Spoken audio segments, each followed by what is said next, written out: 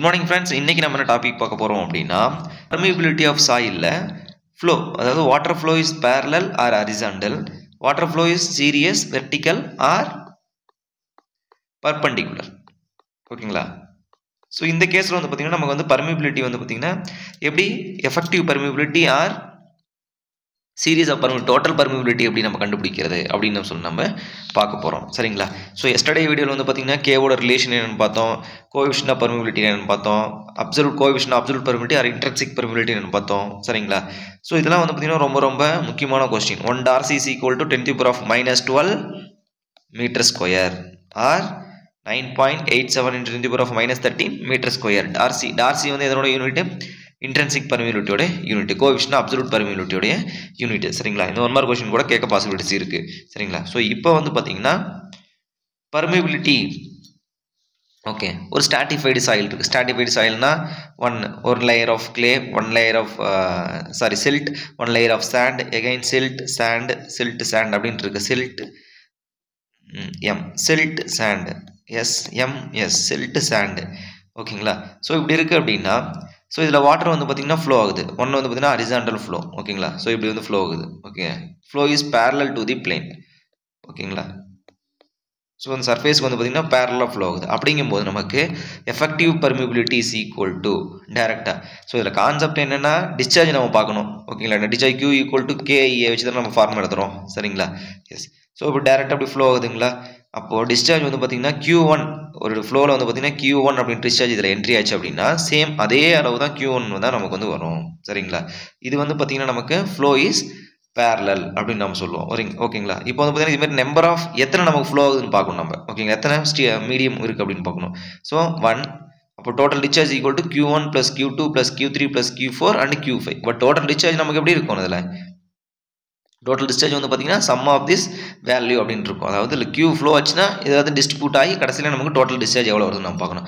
இப்போ total Q is equal to Q1 plus Q2 plus Q3 plus etc ஓகேங்களா plus ன்னு போட்டு Q power n வரும் நமக்கு வந்து Qn அது நமக்கு போயிட்டே இருக்கும் சரிங்களா சோ அப்ப நம்மளுடைய effective permeability the flow is horizontal direction or parallel அப்படினு சொன்னாங்க அப்படினா அப்போ K effective is equal to K1 plus Z1 plus K2 plus Z2 K3 plus Z3 so Kn plus Z1 நம்ம போயிட்டே இருக்கும் Kn Z1 divided by Z1 plus Z2 plus Zn வரும் நமக்கு வந்து போயிட்டே இருக்கும் சரிங்களா எஸ் சோ இதுல வந்து பாத்தீங்கன்னா என்ன வேரி ஆகுது அப்படினா ஒவ்வொரு தடவை நமக்கு வந்து கான்ஸ்டன்ட்டா நமக்கு இருக்கக்கூடிய விஷயம் வந்து பாத்தீங்கன்னா இந்த இடத்துல ஹைட்ராலிக் கிரேடியன்ட் ஓகேங்களா சோ எப்படி நம்ம ஹைட்ராலிக் கிரேடியன்ட் சொல்லுங்க இந்த இடத்துல வந்து பாத்தீங்கன்னா இப்படி பைப் ஃப்ளோ ஓகே எக்ஸாம்ல fluid mechanics படிக்கும் மாதிரியே போலாம் தப்பு இல்ல சோ இப்போ இந்த இடத்துல flow ஆகுது அப்படினு வெச்சுக்கோங்களே இந்த இடத்துல என்ன இது கான்ஸ்டன்ட்டான ஹெட்ல வந்து flow ஆகுது சேம் அதே ஹெட்ல தான் நிறுத்தணும் அப்ப இந்த இடத்துல hydraulic gradient is constant ஓகேங்களா இதுல என்ன நமக்கு flow is the parallel or horizontal flow அப்படிங்கும்போது horizontal gradient is constant அப்படினு சொல்லலாம் ஓகேங்களா hydraulic gradient is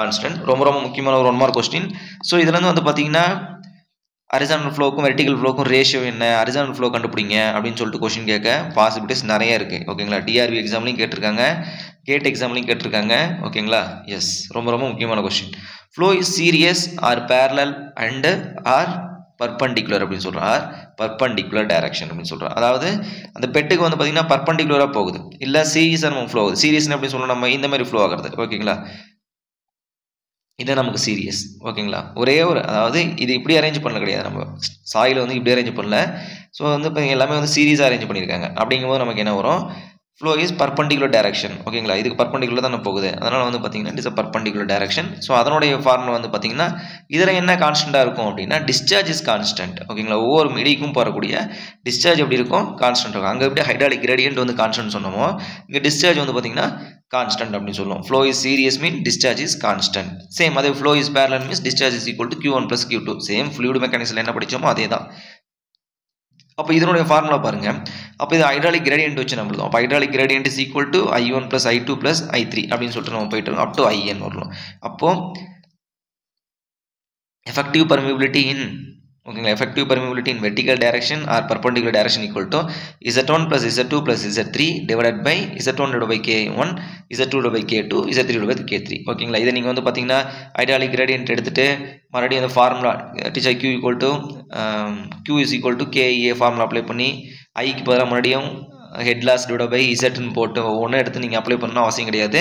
ஸோ இந்த 2 ஃபார்முலா மட்டும் ஞாபகம் வச்சிங்கன்னா நீங்கள் போதும். ஓகேங்களா? எஸ். ஸோ இது வந்து பார்த்தீங்கன்னா நமக்கு flow is serious connection. So serious connection இப்படி தான் நமக்கு ஸ்டாட்டிஃபைடு சாயில் நமக்கு இருக்குது. ஸோ இப்படி ஃப்ளோ ஆகுது அப்படின்னா இந்த இடத்துல நமக்கு என்ன இருக்கும், இந்த இடத்துல சம்திங் ஒரு ஹெட் லாஸ் நடந்திருக்கும். ஓகே, இதுதான் நமக்கு head total head of water. இந்த வந்து சம் ஹெட் லாஸ், இதில் வந்து நமக்கு வந்து ஹெட் லாஸ். அப்போ head loss divide by total length of the soil போட்டால் நமக்கு என்ன கிடைக்கும், hydraulic gradient total length of the soil. இவங்க என்ன கேட்பாங்க அப்படின்னா K1 ஹெட் லாஸ் மட்டும் என்னென்ன அப்படின்னு கேட்பாங்க. அப்போ total length of the soil into இதனுடைய திக்னஸ். அப்போ திக்னஸ் நமக்கு என்னது Z1. அவ்வளோதான். இந்த Z1 மட்டும் டேரெக்டாக நீங்கள் மல்டிபிள் பண்ணும்போது K1 ஹைட்ராலிக் கிரேடியன்ட் என்ன நமக்கு தெரியும். சரிங்களா? அதேமாதிரி Z2 மல்டிபிள் பண்ணிங்களா K2 ஹைட்ராலிக் கிரேடியன்ட் என்னன்னு தெரியும். சரிங்களா? இது நம்ம சம் போடும்போது நம்ம பார்க்கலாம். ஓகேங்களா? ஸோ இந்த ஸ்டேட்மெண்ட் ரொம்ப ரொம்ப முக்கியமான ஸ்டேட்மெண்ட். என்னென்னா so horizontal permeability is more compared to vertical permeability அப்படின்னு சொல்கிறோம். அதாவது X direction flow is parallel permeability வந்து பார்த்தீங்கன்னா அதிகமாக இருக்கும் compared to vertical permeability or perpendicular permeability அப்படின்றாங்க. ரொம்ப ரொம்ப முக்கியமான ஒரு question. Horizontal permeability is always greater than the vertical permeability or parallel flow permeability is always more than the perpendicular flow of permeability. ரொம்ப ரொம்ப முக்கியமான ஒரு கொஸ்டின். Okay, yes. ஸோ இதுவரையில் வந்து பார்த்திங்கன்னா நமக்கு பர்மியபிலிட்டியோட கான்செப்ட் நமக்கு முடிஞ்சது. சரிங்களா? ஸோ இந்த டாப்பிக்கோட வந்து பார்த்திங்கன்னா நமக்கு பர்மியபிலிட்டியோட கான்செப்ட் முடிஞ்சது. இப்போ வந்து பார்த்திங்கன்னா பர்மியபிலிட்டியை பேஸ் பண்ணி ஸ்ட்ரெஸ் வந்து எப்படி வேரி ஆகுது அப்படின்னு நம்ம பார்க்க போகிறோம். சரிங்களா? ஸோ எஃபெக்டிவ் ஸ்ட்ரெஸ் எப்படி வேரி ஆகுது, சடனாக லோட் அப்ளை பண்ண எஃபெக்டிவ் ஸ்ட்ரெஸ் எப்படி வேரி ஆகுது, கிராஜுவல் அப்ளை பண்ண எப்படி வேரி ஆகுது, ப்ளஸ் அதோட கேபிலரி ரைஸ் வந்து என்ன எஃபெக்ட் கொடுக்குது, அது எல்லாத்தையும் நம்ம பார்க்கலாம். சரிங்களா? எஸ். இப்போ பாருங்கள். ஸோ இதை நமக்கு வந்து ஒரு செட்டப், நமக்கு டெஸ்ட் பண்ணக்கூடிய ஒரு செட்டப். இதுதான் நமக்கு சாம்பிள் லென்த்துன்னு வச்சாச்சு. ஸோ ஃப்ளோ வந்து பார்த்திங்கன்னா இது நமக்கு ஒரு இந்த பக்கம் 2 பக்கம் ஒரு பீசோமீட்டர் வந்து இன்செர்ட் பண்ணியிருக்கோம். ஓகே, வாட்டரோட ஹைட்டு மெஷர் பண்ணுறதுக்கு. ஸோ இது வந்து இனிஷியல் ஹைட்டு ஹெச்னு வச்சுக்கோம். இந்த லாஸ் நடந்து வந்து H2 அப்படி வச்சுக்கலாம். 2 கழிச்சோம் அப்படின்னா ஹெட் லாஸ் நமக்கு கிடைக்கும். அப்போ ஹைட்ராலிக் கிரேடியன்ட் கூட head loss divide by length. அப்போ லென்த் அப்படின்றது நமக்கு சாம்பிளில் வந்து ஃப்ளோ ஆனதுனால தான் எங்களுக்கு வந்து லாஸ் நடந்திருக்குது. சரிங்களா? எஸ். ஸோ இப்போது விஷயம் என்னென்னா டேட்டம், இந்த டேட்டம் இருக்கு இல்லைங்களா, இந்த ஹெட் லாஸுக்கு அதாவது நம்ம கண்டுபிடிக்கக்கூடிய பாயிண்ட் வித் ரெஸ்பெக்ட் டு இந்த பாயிண்ட்ல இருந்து டேட்டா வந்து எபோ லெவலில் இருந்துச்சுன்னா அது வந்து பாசிட்டிவ். ஓகேங்களா? டேட்டா வந்து பிலோ லெவலில் இருந்துச்சுன்னா அது வந்து நெகட்டிவ் அப்படின்னு நம்ம சொல்கிறாங்க. ஓகேங்களா? இதை ஞாபகம் வச்சுக்கோங்க. டேட்டா வந்து பிலோ அப்படின்னா நெகட்டிவ் டேட்டம், எபோ அப்படின்னா positive datum with respect to of already level with respect to of initial water level அப்படின்னு சொல்லுவோம். நம்ம சம் போடும்போது இந்த கொஸ்டின் உங்களுக்கு புரிஞ்சிடும் தெளிவாக. ஓகேங்களா? ஒரி பண்ணிக்க தேவையில்லை. ஸோ எந்த ஒரு ஃப்ளோவுமே நடக்கல அப்படின்னா, எந்த ஒரு ஃப்ளோ நடக்கல என்ன நடந்திருக்கும் அந்த இடத்துல, நோ ஹெட் லாஸ் எங்களுக்கு 0. அப்போ ஹைட்ராலிக் கிரேடியன்ட் எதுவுமே கிடையாது. No both head same, no loss அப்படின்னு சொல்கிறோம். 2 ஹெட்டுமே எங்களுக்கு சேமாக இருக்கும், நோ ஹெட் லாஸ் அப்படின்றோம். ஓகேங்களா? இப்போ இது வந்து பார்த்தீங்கன்னா ஒரு ஜென்ரல் கான்செப்ட் ஞாபகம் வச்சுக்கோங்க. Okay, yes. அதுக்கு முன்னாடி இந்த ஸ்ட்ரெஸ் நம்ம பார்த்தரலாம் என்னென்னு. இப்போ வந்து பார்த்தீங்கன்னா டோட்டல் ஸ்ட்ரெஸ். ஓகேங்களா? டோட்டல் ஸ்ட்ரெஸ் அப்படின்னா என்னென்னா, so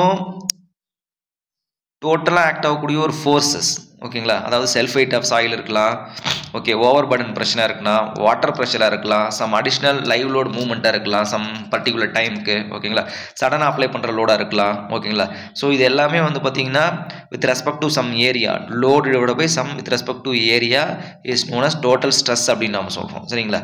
based on that water அப்படின்னாலும் நமக்கு வந்து water pressure or water stress அப்படின்னு நம்ம சொல்லுவோம் இந்த இடத்துல. ஓகேங்களா?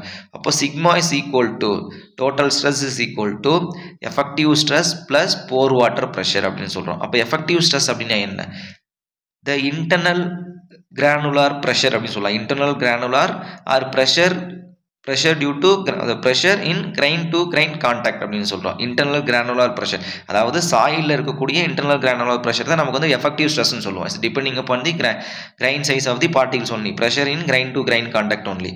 போர் வாட்டர் ப்ரெஷர் அப்படின்னா என்னென்னா, it is a water pressure or pore pressure or neutral pressure அப்படின்னு சொல்லுவாங்க. Pore water pressure U is equal to water pressure, pore pressure or neutral pressure. It is depending upon the only water pressure. Normal load condition, அதாவது gradual load condition அப்படின்னு சொல்லுவோம். Normal R gradual load கண்டிஷனில் வரக்கூடிய water pressure அப்படின்னு நம்ம சொல்கிறோம். இந்த effective stress எதை டிபெண்ட் பண்ணியிருக்கும் அப்படின்னா, ஷியர் ஸ்ட்ரென்த் டிபெண்ட் பண்ணியிருக்கும், unconfined compressive strength, permeability, consolidation, இது எல்லாத்தையும் டிபெண்ட் பண்ணியிருக்கிறது நமக்கு வந்து பார்த்தீங்கன்னா எஃபெக்டிவ் ஸ்ட்ரெஸ் அப்படின்னு நம்ம சொல்லுவோம். சரிங்களா? ஸோ அப்போ டோட்டல் ஸ்ட்ரெஸ் சிம்பிள் ஒன்று, total stress is equal to sigma dash plus mu. இது மட்டும் நீங்கள் இப்போதைக்கு ஞாபகம் வச்சுக்கோங்க, வேறு எதுவும் தேவையில்லை. இது வந்து பார்த்தீங்கன்னா எல்லா வெயிட்டும் டிபெண்ட் பண்ணியிருப்பாங்க. இது வந்து சாயிலோட வெயிட் கிரைன் டு கிரைன் கான்டாக்டில் இருக்கும். இது வந்து பார்த்தீங்கன்னா ஒன்லி வாட்டர் ப்ரெஷர். ஓகேங்களா? எஸ். இப்போ இங்கே வாங்க. இப்போது ஃப்ளோ இஸ் டவுன்வர்ட் கண்டிஷன் அப்படின்னு சொல்கிறாங்க. அப்போ ஃப்ளோ இஸ் டவுன்வர்ட் கண்டிஷன். அப்போ வாட்டர் ஆல்ரெடி நமக்கு எப்படி இருக்கும், டவுன்வர்டு ஃப்ளோ ஆகிட்டு இருக்கும். எகைன் நம்மளுடைய ஃப்ளோ வந்து பார்த்திங்கன்னா டவுன்வர்ட் ஆக்ட் ஆகுது. அப்போ ஆல்ரெடி இது ஒரு ப்ளஸ், இது ஒரு ப்ளஸ்ங்களா. அப்போ டோட்டல் ஸ்ட்ரெஸ் நமக்கு என்ன ஆகும், இன்க்ரீஸ் ஆகும். சரிங்களா? எஸ். அப்போ effective stress is equal to total stress, sum X value of total stress plus I into gamma W into Z. இந்த I எதுக்கு அப்படி சொன்னோம் அப்படின்னா நம்ம இப்போ டோட்டல் ஹெட் லாஸ் கொடுக்காம நம்ம ஸ்டாட்டிஃபைடு சாயில் இது ஒரு L1 லென்த் இது ஒரு L2 லென்த்னு கொடுத்தாங்கன்னா டிபெண்டிங் அப்பான் தி ஹைட்ராலிக் கிரேடியன்ட் வேல்யூ அந்த Z வேல்யூ மல்டிப்ளை பண்ணிக்கணும். Z1 அந்த Z1 length of the soil sample, Z2 அந்த Z2 அப்படின்னு சொன்னோம். I into gamma W into Z அப்படின்றோம். சரிங்களா? எஸ். அடுத்து பாருங்க, flow is upward direction. இது நம்ம சம் போடும்போது நமக்கு புரிஞ்சிடும். ஓகேங்களா? flow is upward direction. இப்போ flow நமக்கு வந்து upward directionல போகுதுன்னு வச்சுக்கோங்க. இப்போ வாட்டர் downward direction வருது. இப்போ இது 10 வருது அப்படின்னா இது சம் டிஸ்டன்ஸ் கொடுக்குமா? அப்போ மைனஸ். ஓகேங்களா? அப்போ sigma effective stress is equal to total stress minus I into gamma W into Z. ஓகேங்களா? இப்போதைக்கு இந்த ஃபார்முலா மட்டும் ஞாபகம் வச்சுக்கோங்க. சம் போடும்போது நம்ம பார்த்துக்கலாம். Okay, yes. நெக்ஸ்ட் போலாங்களா? The water level is above the ground level. Any changes in the water level not affecting the effective stress. Yes, இது என்ன விஷயம் அப்படின்னா ஒரு நிமிஷம். எஸ். ஸோ இதுதான் என்னோட வந்து பார்த்தீங்கன்னா water level, ground water level இருக்குது. சரிங்களா? இது ஃபுல்லாகவே எனக்கு வாட்டர். இப்போ இதுக்கு மேலே வந்து பார்த்தீங்கன்னா எஃபெக்டிவ் ஸ்ட்ரெஸ் கண்டுபிடிச்சிட்டேன். எஃபெக்டிவ் ஸ்ட்ரெஸ் வந்து எனக்கு 100 மெகா பாஸ்கல் வந்திருக்குன்னு வச்சுக்கோங்க. ஓகே, ஸோ இதுக்கு மேலே வந்து நம்ம வாட்டர் லெவல் இன்க்ரீஸ் பண்ணிக்கிட்டே போனாலுமே இந்த எஃபெக்டிவ் ஸ்ட்ரெஸ் சேஞ்ச் ஆகாதுங்களாமா. என்ன ரீசன் அப்படின்னா இந்த டோட்டல் ஸ்ட்ரெஸ் வந்து பார்த்தீங்கன்னா நமக்கு இந்த போர் வாட்டர் ப்ரெஷர் நமக்கு டோட்டல் ஸ்ட்ரெஸ்ல ஆக்ட் ஆகிடும். இங்கே பாருங்க எப்படின்னா இப்போ total stress is equal to first எப்படி இருந்திருக்கும் நமக்கு. ஸோ இது நமக்கு வாட்டர் லெவல் தெரிஞ்சு போச்சா. அப்போ காமா சேச்சுரேட்டட் இன்ட்டு அதனுடைய height plus pore water pressure gamma W into plus height. சரிங்களா? எஸ். இப்போ மறுபடியும் இந்த வாட்டர் லெவல் நான் இன்க்ரீஸ் பண்ணுறேன். ஓகேங்களா? இன்க்ரீஸ் பண்ணால் மறுபடியும் என்ன ஆகும், இந்த Z gamma W into Z நமக்கு இன்க்ரீஸ் ஆகிருக்கு. கரெக்டாக? இப்போ போர் வாட்டர் ப்ரெஷர் பாருங்கள். இப்போ போர் வாட்டர் ப்ரெஷர் கண்டுபிடிக்கும் போது நமக்கு என்ன ஆகும், இது அப்படியே நமக்கு வந்திருக்கும். சரிங்களா? காமா W இன்ட்டு H நமக்கு வந்திருக்கும் into H plus gamma W into Z minus பண்ணும்போது நமக்கு என்ன வரும், gamma W into H minus gamma plus gamma W into Zன்றது போர் வாட்டர் ப்ரெஷர். அப்போ இது ரெண்டும் கேன்சல் ஆகிடுச்சிங்களா. அப்போ ஃபைனலாக வரது இது மட்டும் தானே. அப்போ என்ன தான் வந்து கிரவுண்ட் வாட்டர் டேபிளுக்கு மேலே நீங்கள் வாட்டர் என்ன தான் நீங்கள் இன்க்ரீஸ் பண்ணாலும் அது வந்து எஃபெக்டிவ் ஸ்ட்ரெஸ்ஸை அஃபெக்ட் பண்ணாது. அஃபெக்ட் பண்ணக்கூடிய ரெண்டே ஸ்ட்ரெஸ் மட்டும் தான். என்னென்னா டோட்டல் ஸ்ட்ரெஸ் அஃபெக்ட் பண்ணும் and pore water pressure affect பண்ணும். அதுதான் அந்த ஸ்டேட்மெண்ட் சொல்ல வருது. ரொம்ப ரொம்ப முக்கியமான ஒரு கொஸ்டின். சரிங்களா? கண்டிப்பாக கிட்டே இருப்பாங்க. எல்லா டேட்டா வந்து ஒரு அரை பக்கத்துக்கு கொடுத்துருவாங்க. ஓகேங்களா? ஒரு ½ பேஜ் கொடுத்துட்டு இந்த ground water table same, the effective stress is same அப்படின்னு சொல்லுவாங்க. இந்த water level is increasing for 10 metre. ஓகேங்களா? So what is the changes in effective stress? No change, 0.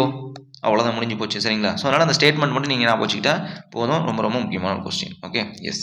So capillary rise, இது நம்ம ஆல்ரெடி கேபிலரி ரைஸ் நம்ம பார்த்தோம். Capillary rice நமக்கு என்ன பண்ணோம், எஃபெக்டிவ் ஸ்ட்ரெஸ்ஸை இன்க்ரீஸ் பண்ணோம் அப்படின்னு சொல்லிட்டு நம்ம ப்ரீவியஸ் வீடியோவில் நம்ம பார்த்துருப்போம். எவ்வளோ இன்க்ரீஸ் பண்ணோம், height of the capillary rise, அவ்வளோதான்.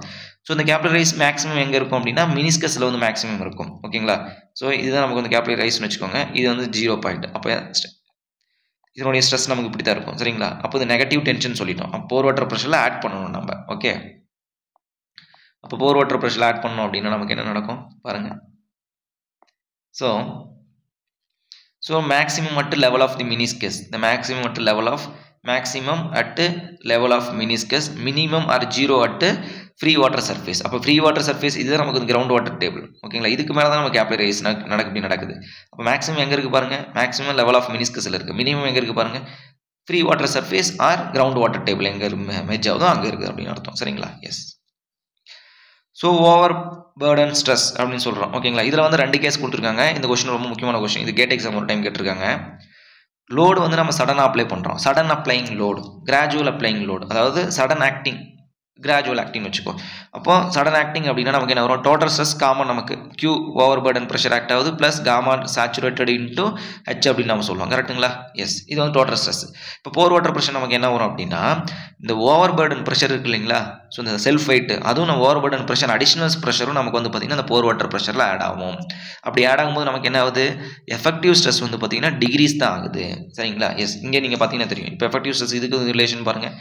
இது வந்து பார்த்தீங்கன்னா கிராஜுவலாக அப்ளை பண்ணுறதுனால நமக்கு என்ன ஆகும், ஸோ வந்து பார்த்தீங்கன்னா சம் பெனிட்ரேஷன் நம்ம வந்து போரஸ் ஆஃப் சாயில் வந்து பார்த்தீங்கன்னா பெனிட்ரேட் ஆகி அந்த ப்ரெஷர் வந்து டிகிரீஸ் ஆகுது. ஓகேங்களா? அதனால் வந்து நம்ம ஓவர் பர்டன் ப்ரெஷர் நம்ம அதெல்லாம் ஆட் பண்ண மாட்டோம். பட் இங்கே வந்து பார்த்தீங்கன்னா சடனாக ஆக்ட் ஆகுதுனால நம்ம Q ஆக்ட் ஆகும்.